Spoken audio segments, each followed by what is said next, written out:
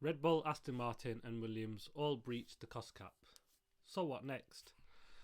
Williams, they got a £25,000 fine for their procedural breach.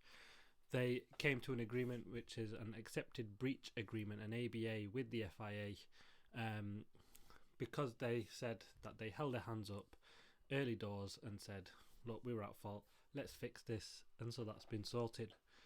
Now, the same hasn't been done with Aston Martin, and theirs is only a procedural breach, just like Williams. And because they've not become to an ABA yet, I imagine they'll either have a similar fine to Williams, but I'm expecting that to be slightly higher just because we haven't had that announcement of an ABA being reached with them just yet.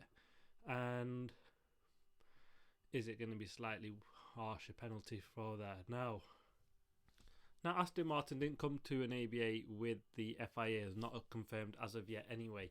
And that may still happen, but if it's not already happened yet, I imagine there are some possible aggravating factors for that. And so the FIA has, within their regulations, reserved the right to not just impose a financial penalty, but also impose a sporting penalty as well. What that could be, I'm not too sure.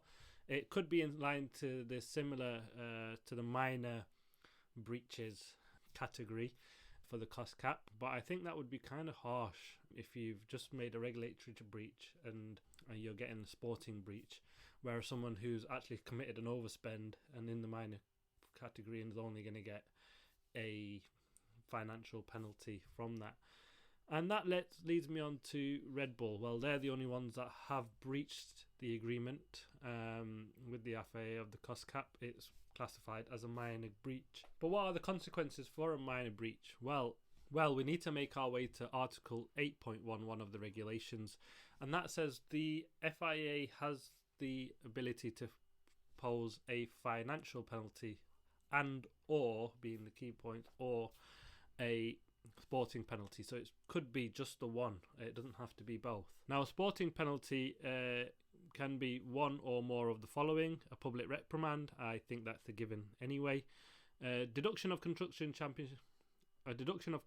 championship points awarded for the championship that took place within the reporting period of the breach, so that'll be last year's championship, not this year's. Deduction of the drivers' championship points awarded for the championship that took place within the period of the breach. Suspension of one or more stages of a competition or competitions, excluding for the avoidance of doubt the race itself. So it won't be an exclusion of the race, it will just be a qualifying session or potentially the practice sessions, just to put someone at the back foot at a couple of events or a event. The next is limitations on ability to conduct aerodynamic or other testing, and or a reduction of the cost cap. Now, we've seen the video of Ross Brawn, which pops up now. This has teeth.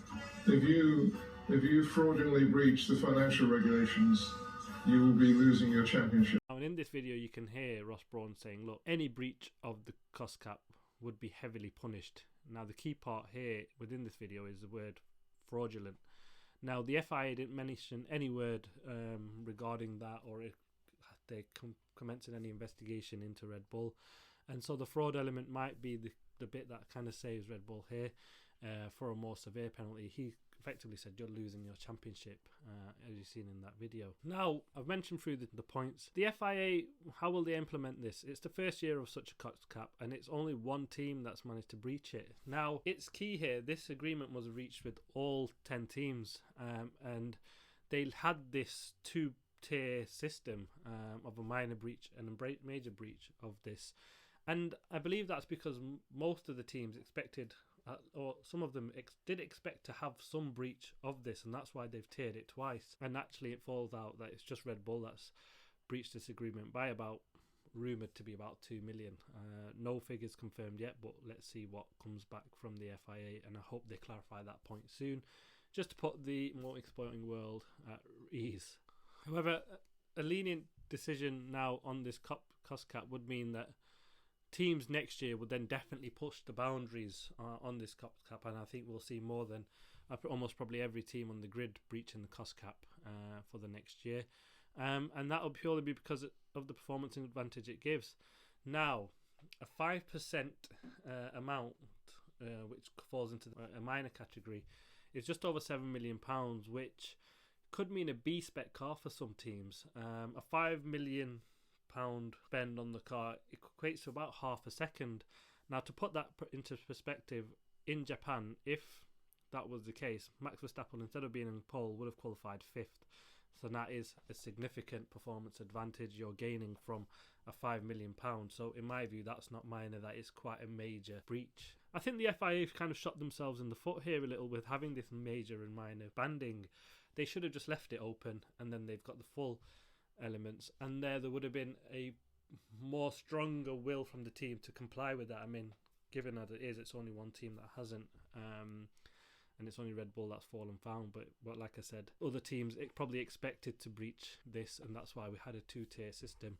Now, let's take a look at what sanctions the FIA have posed in the past. So, looking back in Ferrari in 2019, they was arguments that they had an illegal engine. Now, they came to an agreement behind closed doors with the FIA. No punishment in terms of or confirmation of Ferrari having an illegal engine was confirmed by the FIA, or what details of this arrangement or agreement to the teams. Now, this angered a lot of teams and questioned the FIA's integrity and openness and fairness. Will they take a similar approach? Well, that's possible. With the accepted breach agreement that potentially Red Bull could agree with the FIA, we wouldn't know, or potentially won't know, what that deal is. And so that we can have a similar scenario here, and I think that would really push the FIA. There's also severe questions of integrity and openness and fairness within the FIA from F1 fans, and so will that open that up more? Most definitely it will. Now, some of you may remember Spygate. In 2007, McLaren were fined a massive £100 million, and they were booted out of the Constructors' Championship for that season, 2007, because they got access to a dossier of information on their rivals Ferrari. Now, some serious punishment was dished out there. A £100 million fine is no joke. So the pressure is really on the FIA here. For me personally, I don't think they can just go with a financial penalty on a scenario like this, and this is a real test for the FIA on the cost cap regulations. Too light punishment, and I've no doubt, like I said, all the teams will be breaching the boundaries next year, and too heavy a punishment will seem too harsh, and they've sort of capped that with having a major and minor banding of this. Now, there would need to be a significant sporting punishment for Red Bull, in my view, for this. And it needs to be something like, if it was just going to be on the financial side, a 25 to 35% deduction of their cost budget for the following seasons, just so that there seem and some point there to stop the other teams from saying, look, there was a real punishment handed out here, we want to avoid having this in the future. In my view, a fine would mean nothing. Before this cost cap, the top big 3 to 4 teams are spending around 300 to 400 million pounds a year.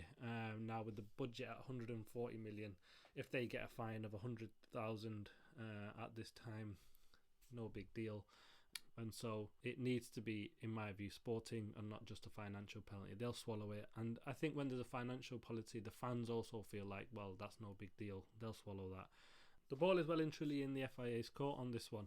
They've really come into the limelight recently with some really poor and inconsistency decisions throughout 2001 and also so far this season. I mean, penalties that have just made no sense really.